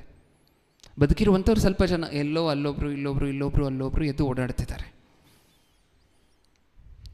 ವಿಚಿತ್ರ ಏನು ಅಂದರೆ ಈ ಸತ್ತು ಬಿದ್ದಿರುವಂಥವರೆಲ್ಲರೂ ಸಹ ನಾನು ಬದುಕಿದ್ದೀನಿ, ನಾನು ಜೀವಂತವಾಗಿದ್ದೀನಿ, ನಾನು ಉಸಿರಾಡ್ತಿದ್ದೀನಿ, ನನ್ನ ಕೆಲಸ ಇದೆ, ನನ್ನ ಹತ್ರ ಹಣ ಇದೆ, ನನ್ನ ಹತ್ರ ಉದ್ಯೋಗ ಇದೆ, ನನ್ನ ಹತ್ರ ಆಸ್ತಿ ಇದೆ ಅಂತ ಅಂದ್ಕೊಂಡಿರುವಂಥವರೇ, ಗೊತ್ತಿಲ್ಲದೆ ಈ ಮಾಯೆಯಲ್ಲಿರುವಂಥವರೇ, ಹೌದಲ್ವಾ? ಈಗ ಸತ್ತಿರುವಂಥ ಇವ್ರು ಏನು ಮಾಡಬೇಕು?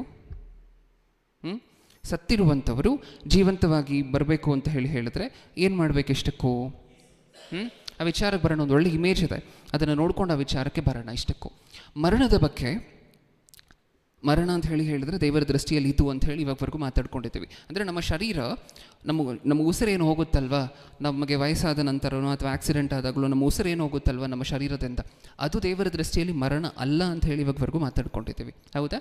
ಹಾಗಿದ್ರೆ ನಿಜವಾಗ್ಲೂ ದೇವರ ದೃಷ್ಟಿಯಲ್ಲಿರುವಂತಹ ಅದು ಎರಡೇ ಮರಣ. ಒಂದು ನಾವು ಪಾಪ ಮಾಡಿ ಸಾಯುವಂತಹದ್ದು, ಅಥವಾ ದೀಕ್ಷಾ ಸ್ನಾನದ ದಿನ ಸಾಯುವಂತಹದ್ದು, ಅದು ಮೊದಲನೇ ಮರಣ. ಇನ್ನು ಎರಡನೇ ಮರಣ ಯಾವುದು? ನೋಡೋಣ ಒಂದು ಸಾರಿ. ಪ್ರಕಟಣೆ ಗ್ರಂಥ 20ನೇ ಅಧ್ಯಾಯ 14ನೇ ವಚನ. ಆಮೇಲೆ ಮೃತ್ಯುವು ಪಾತಾಳವು ಬೆಂಕಿಯ ಕೆರೆಗೆ ದೊಬ್ಬಲ್ಪಟ್ಟವು. ಆ ಬೆಂಕಿಯ ಕೆರೆಯೇ ಎರಡನೆಯ ಮರಣವು.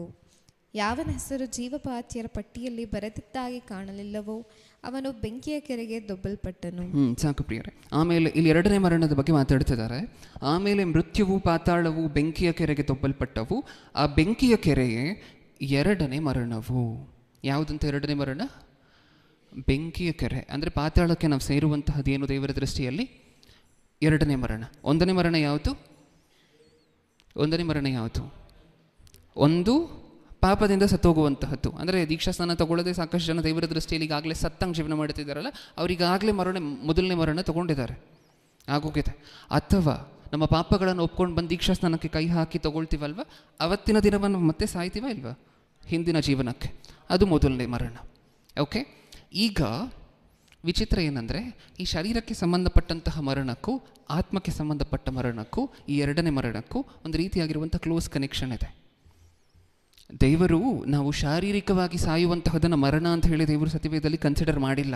ಆದರೂ ಒಂದು ರೀತಿಯಾಗಿರುವಂಥ ಕ್ಲೋಸ್ ಕನೆಕ್ಷನ್ ಇದೆ. ಏನದು? ದೇವರ ದೃಷ್ಟಿಯಲ್ಲಿ ಆತ್ಮಿಕವಾಗಿ ಸತ್ತೋಗಿ ಬದುಕಿ ಜೀವಂತವಾಗಿರ್ತೀವಲ್ವಾ, ಆ ಬದುಕಿ ಜೀವಂತವಾಗಿರುವಂಥ ಕಾಲದಲ್ಲಿ ಶರೀರಕ್ಕೆ ಸಂಬಂಧಪಟ್ಟಂತೆ ಮರಣ ಬರುತ್ತೆ ಅಂತ ಅಂದ್ಕೊಳ್ಳಿ. ಒಂದು ಆತ್ಮಿಕವಾಗಿ ಸತ್ತು ಹೋಗಿದ್ದೀವಿ, ಅದಾದ ನಂತರ ಒಂದಷ್ಟು ವರ್ಷಗಳಾದ ನಂತರ ಶರೀರಕ್ಕೆ ಸಂಬಂಧಪಟ್ಟಂಥ ಮರಣ ಬರುತ್ತೆ ಅಂತ ಅಂದ್ಕೊಳ್ಳಿ. ಅದಾಗಿದ ತಕ್ಷಣ ಮತ್ತೆ ಎಲ್ಲಿಗೆ ಹೋಗ್ತೀವಿ? ಈ ಎರಡನೇ ಮರಣಕ್ಕೆ, ಹೌದಲ್ವಾ? ಅಂದರೆ ಆತ್ಮಿಕವಾಗಿ ಯಾವಾಗ ಸಾಯ್ತೀವೋ, ಆತ್ಮಿಕವಾಗಿ ಸತ್ತಂತಹ ಆ ಕಾಲಾವಧಿಯಲ್ಲಿ ಶರೀರಕ್ಕೆ ಸಂಬಂಧಪಟ್ಟಂತಹ ಮರಣ ಬಂದರೆ ಎರಡನೇ ಮರಣಕ್ಕೆ ಆಟೋಮ್ಯಾಟಿಕ್ಕಾಗಿ ಹೊರಟೋಗ್ತೇವೆ. ಅದೇ ಅಲ್ವಾ ವಿಚಾರ? ನಾನು ಹೇಳಿರುವಂತಹದ್ದು ಅರ್ಥ ಆಯ್ತಾ? ಮೊದಲನೇ ಮರಣ ಆಗಿ ದೇವರ ದೃಷ್ಟಿಯಲ್ಲಿ ಸತ್ತಂಥವರಾಗಿ ಮತ್ತೆ ಎದ್ದೇಳತೆ ಸತ್ತಂಥವರಾಗೇ ಇದ್ದ ಕಾಲದಲ್ಲಿ ಶರೀರಕ್ಕೆ ಸಂಬಂಧಪಟ್ಟಂತಹ ಮರಣ ಬಂದರೆ ಎರಡನೇ ಮರಣ ಆಟೋಮ್ಯಾಟಿಕ್ಕಾಗಿ ನಮ್ಮದೇ. ಅದು ವಿಚಾರ. ತುಂಬ ಟೆಕ್ನಿಕಲ್ ಆಗಿರುವಂತಹ ಟರ್ಮ್ಸನ್ನು ಮಾತಾಡ್ಕೊಳ್ತಿದ್ದೀವಿ. ಶರೀರ, ಆತ್ಮ, ಇದು ಒಂದನೇ ಮರಣ ಎರಡನೇ ಮರಣ ಅಂತ ಹೇಳಿ ಅರ್ಥ ಮಾಡ್ಕೊಳ್ಳಿಕ್ಕೆ ಪ್ರಯತ್ನ ಪಡಿ. ಸಾಕಷ್ಟು ದಿನಗಳಿಂದ ನೀವೆಲ್ಲರೂ ವಾಕ್ಯ ಕೇಳ್ತಿರುವಂತಹ ವಿದ್ಯಾರ್ಥಿಗಳಲ್ವ? ಓಕೆ. ಈಗ ಇದು ವಿಚಾರ. ಹಾಗಾದರೆ ನಮಗಿರುವಂತಹ ಚಾನ್ಸ್ ಎಲ್ಲಿವರೆಗೂ? ದೇವರ ದೃಷ್ಟಿಯಲ್ಲಿ ಒಂದು ಸರಿ ಸತ್ತೋಗಿದ್ದೀವಿ ಅಂತ ಅಂದ್ಕೊಳ್ಳಿ, ಮತ್ತೆ ಜೀವಂತವಾಗಿ ಬರೋದಕ್ಕೆ ಎಲ್ಲಿವರೆಗೂ ಚಾನ್ಸ್ ಇದೆ? ಶರೀರಕ್ಕೆ ಸಂಬಂಧಪಟ್ಟಂತಹ ಮರಣ ಬರುವುದಕ್ಕಿಂತ ಮುಂಚೆ ಜೀವಂತವಾಗಿ ಮತ್ತೆ ಎದ್ದು ಬಿಡಬೇಕು. ಎದ್ದು ಬಿಟ್ಟರೆ ಆ ಎರಡನೇ ಮರಣ ನಮಗೆ ಇರುವುದಿಲ್ಲ. ಒಂದು ವೇಳೆ ದೇವರ ದೃಷ್ಟಿಯಲ್ಲಿ ಸತ್ತವರಾಗಿ ಆತ್ಮಿಕವಾಗಿ ನಮ್ಮ ಶರೀರಕ್ಕೆ ಸಂಬಂಧಪಟ್ಟಂತಹ ಮರಣ ಬರೋವರೆಗೂ ಇನ್ನೂ ಎದ್ದಿಲ್ಲ ಅಂತ ಹೇಳಿದ್ರೆ ಅಲ್ಲಿಗೆ ಬೆಂಕಿ ಕೆರೆನೇ ಗತಿ. ಇನ್ನೊಂದು ಸ್ವಲ್ಪ ಮುಂದೆ ಹೋಗೋಣ ಇದೇ ಅಂಶದಲ್ಲಿ. ಎದ್ದೇಳಲಿಕ್ಕೆ ಚಾನ್ಸ್ ಇದೆಯಾ? ಏನು ಕತೆ? ಎದ್ದೇಳಬೇಕು ಅಂದರೆ ಈ ಸತ್ತಿರುವಂತಹ ನಾವು ಬದುಕಬೇಕಾದ್ರೆ ಏನು ಮಾಡಬೇಕು? ಇದು ಪ್ರಶ್ನೆ. ಈಗ ಸತ್ತಿರುವಂತಹ ನಾವು ಬದುಕಬೇಕಾದ್ರೆ ಏನು ಮಾಡಬೇಕು? ದಾನ ಮಾಡೋಣ, ಧರ್ಮ ಮಾಡೋಣ, ಊಟ ಹಾಕೋಣ ಒಂದು 100 ಜನಕ್ಕೆ. ಎದ್ದೇಳ್ತೀವ? ಒಂದಷ್ಟು 1000 ಜನಕ್ಕೆ ಊಟ ಹಾಕೋಣ, ಎಲ್ರಿಗೂ ಹೆಲ್ಪ್ ಮಾಡೋಣ, ಒಳ್ಳೆಯವರಾಗಿರೋಣ, ಒಳ್ಳೆಯವರಾಗಿ ಬದಲಾಗೋಣ. ಎದ್ದೇಳ್ತೀವ? ಸತ್ತಿರುವಂಥವ್ರು ಇದನ್ನೆಲ್ಲ ಬದುಕಿದ್ರೆ ಮಾಡಿದ್ರೆ ಅವ್ರು ಎದ್ದು ಬರುತ್ತೆ. ನಮ್ಮ ಆ ಇಮೇಜನ್ನು ಹಾಕು ದೀಕ್ಷಿತ್. ಒಂದು ಲ್ಯಾಂಡ್ ಇಮೇಜ್ ಕಳಿಸಿದೆ ನೋಡು.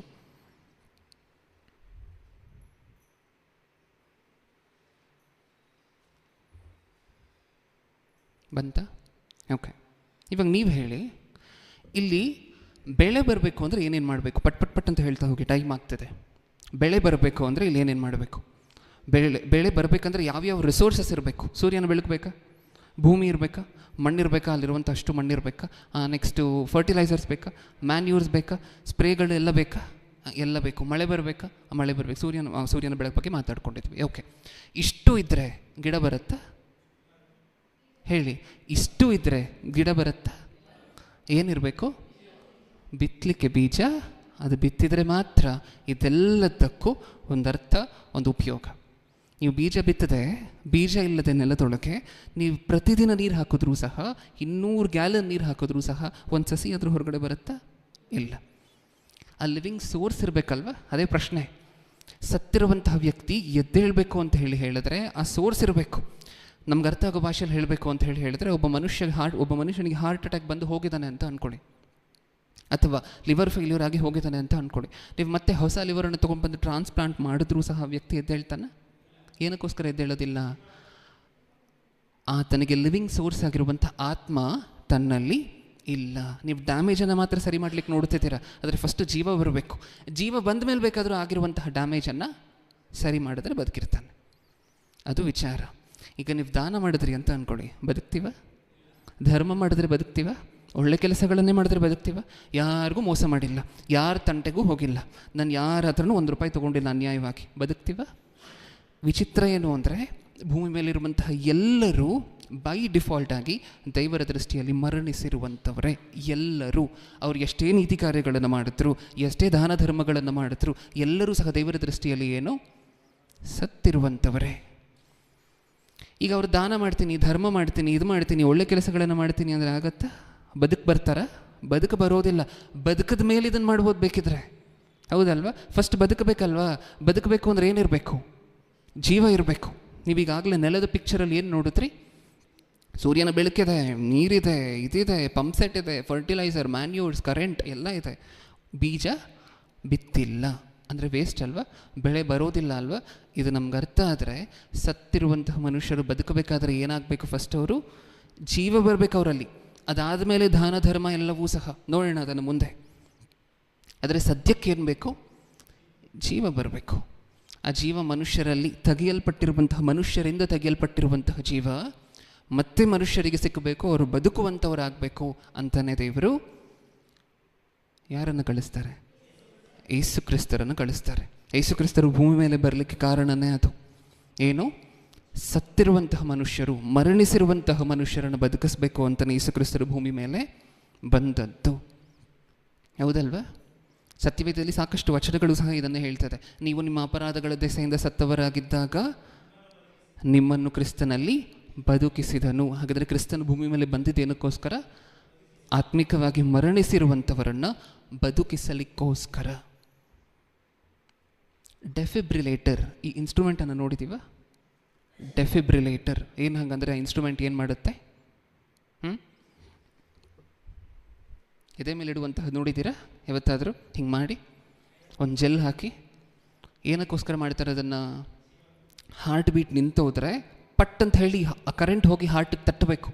ತಟ್ಟಿದ್ರೆ ಮರಣಿಸಿರುವಂತಹ ಇನ್ನೇನು ಮರಣಿಸಿದಾನೆ ಅನ್ನುವಂಥ ಹಂತಕ್ಕೆ ಬಂದಿರುವಂತಹ ವ್ಯಕ್ತಿನೂ ಮತ್ತೆ ನಾರ್ಮಲ್ ಆಗಿ ಆ ವ್ಯಕ್ತಿಯ ಹಾರ್ಟ್ ರಿದಮಿಗೆ ಬಂದು ಬದುಕ್ತಾನೆ. ಅದು ವಿಚಾರ. ಆ ಇನ್ಸ್ಟ್ರೂಮೆಂಟನ್ನು ಹಾಕ್ತೀವಿ ಒಂದು ಸಾರಿ ದೀಕ್ಷಿತ್.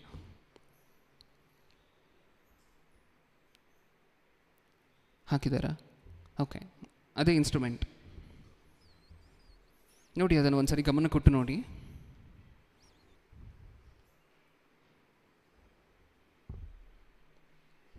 ಏನು ಅರ್ಥ ಆಗ್ತಿದೆ ನಮ್ಗೆ ಅದರಿಂದ? ಇನ್ನೇನು ಮರಣಿಸಿರುವ ಕಾಣಿಸ್ತಿದೆಯಾ, ಕಾಣಿಸ್ತಿಲ್ವಾ? ಇಲ್ಲಿ ಬರುತ್ತಿಲ್ವಾ? ಓಕೆ, ಹಿಂದೆ ನೋಡಿ ಒಂದು ಸಾರಿ. ಅದನ್ನು ಎದೆ ಮೇಲೆ ಇಡುವಂತಹದ್ದು ಡಾಕ್ಟ್ರುಗಳು. ಪೇಷಂಟ್ ಬಂದಿದ ತಕ್ಷಣ ಹಾರ್ಟ್ ಬೀಟ್ ನಿಂತೋಗಿರುವಂಥ ಹಾರ್ಟ್ ಬೀಟನ್ನು ಸಹ ಮತ್ತೆ ಕರೆಂಟ್ ಪಾಸ್ ಆಗಿ ಆ ಹಾರ್ಟ್ ಬೀಟ್ ಮತ್ತೆ ರಿದಮಿಗೆ ಬಂದು ಹೊಡ್ಕೊಳ್ಲಿಕ್ಕೆ ಶುರು ಆಗುತ್ತೆ. ಇನ್ನೂ ಆತ್ಮ ಶರೀರದಿಂದ ಹೊರಡದೇ ಇರುವಂಥ ಸಮಯ ಅದು, ಹೌದಲ್ವಾ? ಏನು ಅರ್ಥ ಆಗ್ತದೆ ನಮಗೆ ಇದರಿಂದ? ನಾನು ಅದಕ್ಕೆ ಹೇಳಿತ್ತು, ಈ ಲಿವಿಂಗ್ ಸೋರ್ಸ್, ಆ ಮೀನು ಏನಿತ್ತಲ್ವ, ನೀವು ಅದನ್ನು ತೆಗಿತೀರ ನೀರಿನಿಂದ, ಮತ್ತೆ ಅದು ಒದ್ದಾಡ್ತಿರುತ್ತೆ. ನೀವು 10 ನಿಮಿಷ ಆದ ನಂತರ ಅದು ನಿಲ್ಲಿಸ್ಬಿಡುತ್ತೆ ಒದ್ದಾಡುವಂತಹದ್ದು. ಆಮೇಲೂ ಸಹ 2 ನಿಮಿಷ ಅದಕ್ಕೆ ಜೀವ ಇರುತ್ತೆ. ಆವಾಗಾದರೂ ನೀವು ಅದನ್ನು ತೆಗೆದು ನೀರಿಗೆ ಹಾಕಿದ್ರೆ ಅದು ಬದುಕುತ್ತೆ, ಮತ್ತೆ ಈಜಾಡುತ್ತೆ, ಹೌದಲ್ವಾ? ಒಂದು 10 ನಿಮಿಷ ಒಂಥರ ಸಮಸ್ಯೆ ಇರುತ್ತೆ ನೀರಿಗೆ ಹಾಕಿದ ನಂತರನೂ. ಆಮೇಲೆ 10 ನಿಮಿಷ ಆದ ನಂತರ ಸರಿ ಹೊರಟೋಗುತ್ತೆ. ಏಕೆಂದರೆ ತನ್ನ ಲಿವಿಂಗ್ ಸೋರ್ಸ್ ಅನ್ನುವಂತಹದ್ದು ಮತ್ತೆ ತನಗೆ ಸಿಕ್ತು. ನೀವು ನೀರಿಂದ ಹೊರಗಡೆ ತೆಗೆದಾಗ ಅದಕ್ಕೆ ಮೊದಲನೇ ಸರಿ ಸತ್ತೋಗಿದ್ದು ಪಾಪ, ಅದು ಮೊದಲನೇ ಮರಣ ಅಂತ ಕರಿಬೋದು ಅದು ಆ ಮೀನಿಗೆ, ಹೌದಾ? ನೀವು ಆ ಲಿವಿಂಗ್ ಸೋರ್ಸಿಂದ ಯಾವಾಗ ಅದನ್ನು ಡಿಟ್ಯಾಚ್ ಮಾಡ್ತಿರೋ ಅದು ಆ ಮೀನಿಗೇನು, ನಮ್ಗೆ ಅರ್ಥ ಆಗೋ ಭಾಷೆಯಲ್ಲಿ ಹೇಳಬೇಕಂದ್ರೆ ಮೊದಲನೇ ಮರಣ. ಮತ್ತು ಯಾವಾಗವರೆಗೂ ಚಾನ್ಸ್ ಇದೆ ಈ ಮೀನಿಗೆ ಒಳಗಡೆ ಹೋಗಲಿಕ್ಕೆ? ಯಾವಾಗವರೆಗೂ ಚಾನ್ಸ್ ಇದೆ? ಶರೀರಕ್ಕೆ ಸಂಬಂಧಪಟ್ಟಂತೆ ಮತ್ತೆ ಮರಣ ಬರೋವರೆಗೂ ಚಾನ್ಸ್ ಇದೆ. ನೀವು ನೀರಲ್ಲಿ ಹಾಕುವಷ್ಟರಲ್ಲಿ ಮತ್ತೆ ಅದು ಸತ್ತೋಯ್ತು ಅಂತ ಅಂದ್ಕೊಳ್ಳಿ, ಅಲ್ಲಿಗೆ ಅದ್ರ ಕತೆ ಮುಗೀತು. ಅದು 2ನೇ ಮರಣನೇ ಇನ್ನು ನಮ್ಮ ಭಾಷೆಯಲ್ಲಿ ಹೇಳಬೇಕಂದ್ರೆ. ಅದು ಉಸಿರು ಇನ್ನೂ ಹೋಗೋ ಒಳಗೆ ನೀವು ತೆಗೆದು ಹಾಕಿದ್ರಿ ಅಂತ ಅಂದ್ಕೊಳ್ಳಿ, ಮತ್ತೆ ಜೀವ ತಗೊಳ್ಳುತ್ತದು. ಈ ಡೆಫಿಬ್ರಿಲೇಟರ್ನ ಕೆಲಸನೂ ಅದೇ. ಇನ್ನೇನು ಹಾರ್ಟ್ ಬೀಟ್ ನಿಂತೋಗಿದೆ ಅನ್ನುವಂತಹ ಆ ಸಮಯದಲ್ಲಿ ಡಾಕ್ಟ್ರ್ ಅದು ಇಟ್ಟಾಗ ಆ ಸತ್ತಿರುವಂತಹ ಪೇಷಂಟ್ ಏನು ಮಾಡಬೇಕಂದ್ರೆ ರೆಸ್ಪಾಂಡ್ ಮಾಡಬೇಕು ಅದಕ್ಕೆ. ತನ್ನ ಗುಂಡಿಗೆ ಒಂದು ವೇಳೆ ಅದಕ್ಕೋಸ್ಕರ ರೆಸ್ಪಾಂಡ್ ಮಾಡ್ತು ಅಂದರೆ ಸತ್ತಿರುವಂತಹ ಒಬ್ಬ ವ್ಯಕ್ತಿಯನ್ನು ಬದುಕಿಸ್ಲಿಕ್ಕೆ ಹೊರಗಡೆಯಿಂದ ನಡೀತಿರುವಂತಹ ಪ್ರಯತ್ನವನ್ನು ಒಂದು ಸರಿ ನೋಡಿ. ಸತ್ತವ್ರಾಗ ನಾವೇನು ಮಾಡ್ತಿಲ್ಲ ಇಷ್ಟಕ್ಕೂ, ನಮ್ಮ ಕಾಂಟ್ರಿಬ್ಯೂಷನ್ ಏನಿಲ್ಲ. ನಾವಿಷ್ಟು ಜನ ಇನ್ನೂ ಬದುಕಿ ಬಂದು ದೀಕ್ಷಾಸ್ನಾನ ತೊಗೊಂಡಿದ್ದೀವಿ ಅಂತ ಹೇಳಿದರೆ ನಾವೇನು ಮಾಡಿರುವಂಥವರಲ್ಲ. ನಾವೆಲ್ಲರೂ ಸಹ ಸತ್ತಿರುವಂಥವರೇ ಒಂದು ಕಾಲದಲ್ಲಿ. ಈ ಪ್ರಯತ್ನ, ನಮ್ಮನ್ನು ಬದುಕಿಸುವಂತಹ ಪ್ರಯತ್ನ ಎಲ್ಲ ನಡೆದಿರುವಂತಹದ್ದು ಹೊರಗಡೆಯಿಂದ. ಆ ಡೆಫಿಬ್ರಿಲೇಟರ್ನ ತೊಗೊಂಡು ಬಂದು ನಿಮ್ಮ ಎದೆ ಮೇಲೆ ಇಟ್ಟಾಗ ನಿಮ್ಮ ಗುಂಡಿಗೆ ಅದನ್ನು ರೆಸ್ಪಾಂಡ್ ಮಾಡ್ತು. ನಮ್ಗೆ ಅರ್ಥ ಆಗೋ ಭಾಷೆಯಲ್ಲಿ ಹೇಳಬೇಕಂದ್ರೆ ವಾಕ್ಯವನ್ನು ದೇವರು ನಿಮಗೆ ಕೇಳಿಸಿದಾಗ, ಸತ್ತವರಾಗಿದ್ದಂತಹ ನಮಗೆ ಮತ್ತೆ ದೇವರು ವಾಕ್ಯವನ್ನು ಕೇಳಿಸಿದಾಗ ನಮ್ಮ ಹೃದಯ ಅದಕ್ಕೆ ರೆಸ್ಪಾಂಡ್ ಮಾಡ್ತು, ಅದನ್ನು ಆಕ್ಸೆಪ್ಟ್ ಮಾಡ್ತು. ಅದಕ್ಕೋಸ್ಕರ ಮತ್ತೆ ಜೀವ ಬಂತು. ಇವತ್ತು ಬದುಕಿದ್ದೀವ? ಅದು ವಿಚಾರ. ಇದೆಲ್ಲವನ್ನು ನೋಡಿಸಿದ್ರೆ ಏನು ಅರ್ಥ ಆಗ್ತದೆ ನಮಗೆ? ಯಾವಾಗವರೆಗೂ ಬದುಕಿರ್ತೀವಿ? ನಮ್ಮ ಸೋರ್ಸ್ ಏನಿದೆ ಅಲ್ವಾ, ಲಿವಿಂಗ್ ಸೋರ್ಸ್, ದೇವರು ಅನ್ನುವಂತಹ ಸೋರ್ಸ್ ಏನಿದಾರಲ್ವ, ಆ ಸೋರ್ಸ್ನ ಜೊತೆ ಇರುವವರೆಗೂ ಮಾತ್ರ ಬದುಕಿರ್ತೇವೆ. ಆ ಸೋರ್ಸ್ನ ಬಿಟ್ಟು ಹೋದ್ವಿ ಅಂತ ಅಂದ್ಕೊಳ್ಳಿ, ಮತ್ತೆ ಬರುತ್ತೆ ಮರಣ ಅನ್ನುವಂತಹದ್ದು. ಈಗ ನಾವೆಲ್ಲರೂ ಹುಷಾರಾಗಬೇಕಾಗಿರುವಂತಹದ್ದು ಇದೇ ವಿಚಾರದಲ್ಲಿ. ನಮ್ಮ ಲಿವಿಂಗ್ ಸೋರ್ಸನ್ನು ಯಾವತ್ತೂ ಸಹ ಬಿಟ್ಟು ದೂರವಾಗಬಾರ್ದು. ಮತ್ತು ಪ್ರಪಂಚದಲ್ಲಿ ಸಾಕಷ್ಟು ಜನ ತಮ್ಮ ಲಿವಿಂಗ್ ಸೋರ್ಸಿಂದ ಡಿಟ್ಯಾಚ್ ಆಗಿರುವಂಥವ್ರು ಎಷ್ಟೊಂದು ಜನ ಇದ್ದಾರೆ, ಲಕ್ಷಾಂತರ ಕೋಟ್ಯಾಂತರ ಜನ ಇದ್ದಾರೆ. ಅವರನ್ನೆಲ್ಲ ಮತ್ತೆ ಲಿವಿಂಗ್ ಸೋರ್ಸ್ನ ಹತ್ತಿರ ಕರ್ಕೊಂಡು ಬಂದರೆ ಅವರು ಬದುಕ್ತಾರೆ. ಅವರೆಲ್ಲ ಎಂಥವರು ಅಂದರೆ ನಮ್ಗೆ ಅರ್ಥ ಆಗೋ ಭಾಷೆಯಲ್ಲಿ ಹೇಳಬೇಕಂದ್ರೆ ಅಕ್ವೇರಿಯಮಿಂದ ಹೊರಗಡೆ ಬಿದ್ದಿರುವಂತಹ ಮೀನುಗಳು ನಿಮ್ಮ ಕಣ್ಮುಂದೆ ವಿಲವಲ ಒದ್ದಾಡ್ತಿದ್ದಾವೆ. ಇವಾಗ ನಮ್ಮ ಕೆಲಸ ಏನು? ತೊಗೊಂಬಂದು ನೀರಲ್ಲಿ ಹಾಕುವಂತಹದ್ದು, ಹೌದಾ? ನೀವು ನೀರಲ್ಲಿ ಹಾಕಿದ್ಮೇಲೆ ಮತ್ತೆ ಅದು ಹೊರಗಡೆ ಜಂಪ್ ಮಾಡ್ತು ಅಂತ ಅಂದ್ಕೊಳ್ಳಿ, ಬಿಟ್ಬಿಡಿ ಅಲ್ಲಿಗೆ. ನೀವೇನು ಮಾಡ್ಲಿಕ್ಕಾಗಲ್ಲ, ಯಾಕೆಂದರೆ ತೊಗೊಂಡು ಬಂದು ಹಾಕಿದ್ರಿ, ಆ ಕೈಯಲ್ಲಾಗುವಂತಹದ್ದೆಲ್ಲ ಮಾಡಿದ್ರಿ, ಮತ್ತೆ ಅದಕ್ಕೆ ಬದುಕಲಿಕ್ಕೆ ಇಷ್ಟ ಇಲ್ಲ ಅಂದರೆ ಇನ್ನೇನು ಮಾಡಲಿಕ್ಕಾಗೋದಿಲ್ಲ, ಹೌದಾ?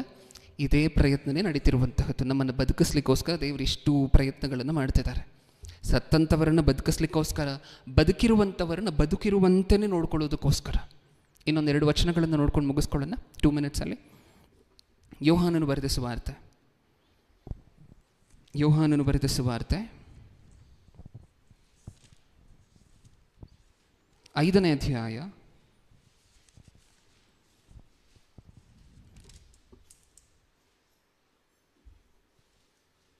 25ನೇ ವಚನ. ನಿಮಗೆ ನಿಜ ನಿಜವಾಗಿ ಹೇಳುತ್ತೇನೆ, ಸತ್ತವರು ದೇವಕುಮಾರನ ಧ್ವನಿಯನ್ನು ಕೇಳುವ ಕಾಲ ಬರುತ್ತದೆ, ಈಗಲೇ ಬಂದಿದೆ. ಕೇಳಿದವರು ಬದುಕುವರು, ನಿಮಗೆ ನಿಜವಾಗಿ ಹೇಳುತ್ತೇನೆ, ಅಂದರೆ ಸತ್ಯವಾಗಿ ನಿಜವಾಗಿ ಅನ್ನುವಂಥ ಕೆಲವು ಸಾರಿ ಸತ್ಯವೇದದಲ್ಲಿ ನಿಜವಾಗಿ ಅನ್ನುವಂತಹ ಪದ ಬಳಕೆ ಆಗಿದೆ. ಪ್ರತಿ ಸರಿ ಅದು ಬಳಕೆ ಆದಾಗೂ ಸಹ ಅದಕ್ಕೆ ಡಬಲ್ ಇಂಪಾರ್ಟೆನ್ಸ್ ಇದೆ ಅಂತ ಅರ್ಥ ಮಾಡ್ಕೋಬೇಕು. ನಿಮಗೆ ನಿಜವಾಗಿ ಹೇಳುತ್ತೇನೆ ಅಂತ ದೇವರು ಹೇಳಬೇಕಾದ್ರೆ ಓಕೆ, ಏನಂತ ನಿಜವಾಗಿ ಹೇಳುತ್ತೇನೆ, ಸತ್ತವರು ದೇವಕುಮಾರನ ಧ್ವನಿಯನ್ನು ಕೇಳುವ ಕಾಲ ಬರುತ್ತದೆ. ಸತ್ತವರು ದೇವಕುಮಾರನ ಧ್ವನಿಯನ್ನು ಕೇಳುವಂಥ ಕಾಲ ಬರುತ್ತದೆ. ಇದೇ ನೀವು ಕೇಳ್ತಿದ್ದೀರಲ್ವ ವಾಕ್ಯಗಳು, ನೀವು ಓದ್ತಿದ್ದೀರಲ್ವ ವಚನಗಳು, ನೀವು ಕೇಳ್ತಿದ್ದೀರಲ್ವ ಪ್ರಸಂಗಗಳು, ಇದೆಲ್ಲ ಯೇಸು ಕ್ರಿಸ್ತರ ಮಾತು. ಹೊರಗಡೆ ಇರುವಂತಹ ಜನರ ಕಿವಿಗೂ ಇದು ಬೀಳ್ತಿದೆಯಾ ಇಲ್ವಾ? ಬೀಳ್ತದೆ. ಅವರು ಸತ್ತವರು, ಆದರೂ ಅವರ ಕಿವಿಗೆ ಏನು ಬೀಳ್ತದೆ?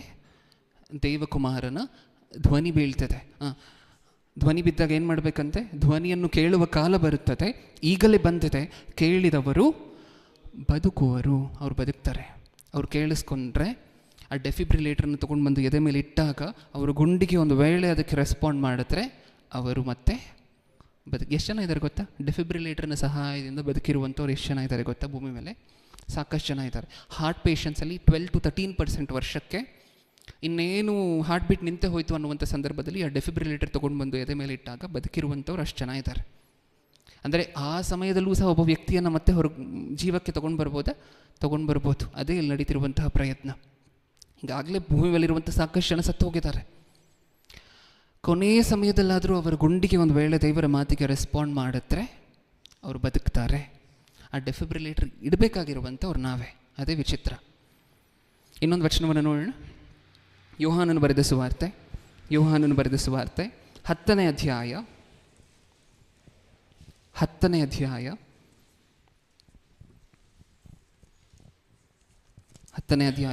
ವಚನ. ಕಳ್ಳನು ಕದ್ದುಕೊಳ್ಳುವುದಕ್ಕೂ ಕೊಯ್ದುಕೊಳ್ಳುವುದಕ್ಕೂ ಹಾಳು ಮಾಡುವುದಕ್ಕೂ ಬರುತ್ತಾನೆ ಹೊರತು ಮತ್ತಾವುದಕ್ಕೂ ಬರುವುದಿಲ್ಲ. ನಾನಾದರೂ ಅವುಗಳಿಗೆ ಜೀವವೂ ಇರಬೇಕೆಂತಲೂ ಅದು ಸಮೃದ್ಧಿಯಾಗಿ ಇರಬೇಕೆಂತಲೂ ಬಂದೆನು. ಕಳ್ಳನು ಕದ್ದುಕೊಳ್ಳುವುದಕ್ಕೂ ಕುಯ್ಯುವುದಕ್ಕೂ ಹಾಳು ಮಾಡುವುದಕ್ಕೂ ಬರುತ್ತಾನೆ ಹೊರತು ಮತ್ಯಾವುದಕ್ಕೂ ಬರುವುದಿಲ್ಲ. ನಾನಾದರೂ ಅವುಗಳಿಗೆ ಜೀವವೂ ಇರಬೇಕೆಂತಲೂ ಅದು ಸಮೃದ್ಧಿಯಾಗಿ ಇರಬೇಕೆಂತಲೂ ಬಂದೆನು.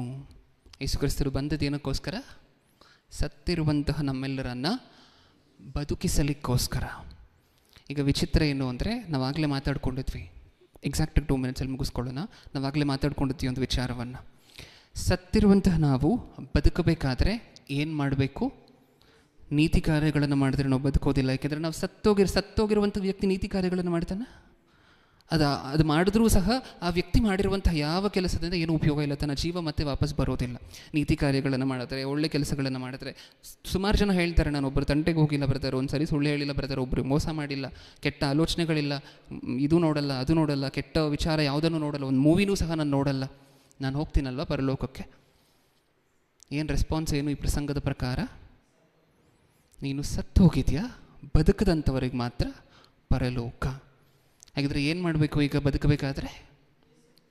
ನಮ್ಮ ಲಿವಿಂಗ್ ಸೋರ್ಸನ್ನು ಮತ್ತೆ ನಮಗೆ ತಂದು ಕೊಟ್ಟಂತಹ ಯೇಸು ಕ್ರಿಸ್ತರಲ್ಲಿ ನಂಬಿಕೆ ಇಟ್ಟು ದೀಕ್ಷಾ ಸ್ನಾನ ತಗೊಂಡಿರುವಂಥವರು ಮಾತ್ರ ಬದುಕಿರೋ ಹಾಗೆ, ಅವರು ಮಾತ್ರ ಬದುಕಿರುವಂಥವರು. ಈಗ ವಿಚಿತ್ರ ಏನು ಅಂದರೆ, ಬದುಕದ ಮೇಲೆ ಇವಾಗ ನೀವು ಹೇಳಿ ನೀತಿ ಕಾರ್ಯಗಳನ್ನು ಮಾಡಬೇಕಾ?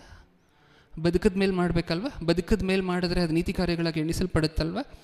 ಪಾಪ ಇಲ್ಲದೆ ಜೀವಿಸ್ಬೇಕಾ ಇಲ್ವಾ? ಬದುಕದ ಮೇಲೆ, ಇದೆಲ್ಲ ಬದುಕದ ಮೇಲೆ ಮಾಡಬೇಕಾಗಿರುವಂಥ ವಿಚಾರ.